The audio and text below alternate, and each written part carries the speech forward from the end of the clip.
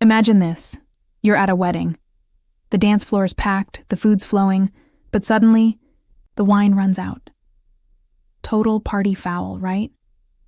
In ancient Israel, that wasn't just awkward. It was a disaster. But 2,000 years ago, in a little village called Cana, Jesus pulled off his first public miracle and turned 180 gallons of water into the finest wine anyone had ever tasted. Today, we're diving deep into the real story behind the water-to-wine wedding wonder. Stick around. This gets wild. John chapter 2, verses 1-11. A wedding in Cana, about 8 miles from Nazareth. Jesus, his mom Mary, and the disciples are all invited. Weddings back then? Multi-day feasts. Running out of wine? Social suicide.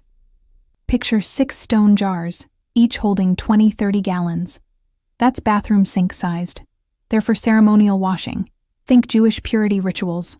Total water volume? Around 120-180 gallons. That's a swimming pool of H2O. The wine's gone.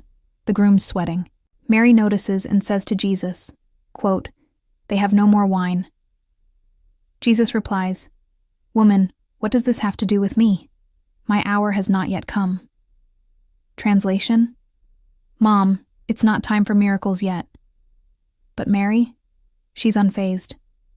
She tells the servants, "Do whatever he tells you." Boom. Faith in action. Jesus says, "Fill the jars with water." They fill them to the brim, no room for sleight of hand.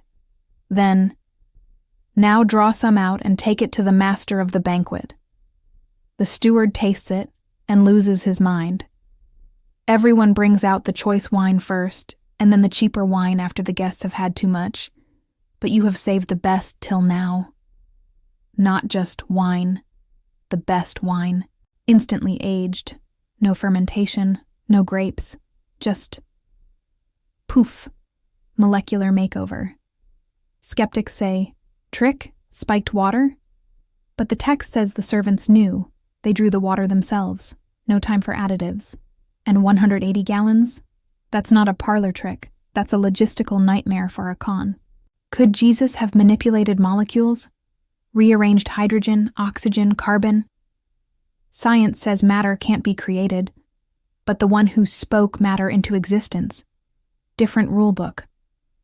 Why this miracle first? John calls it the first of his signs.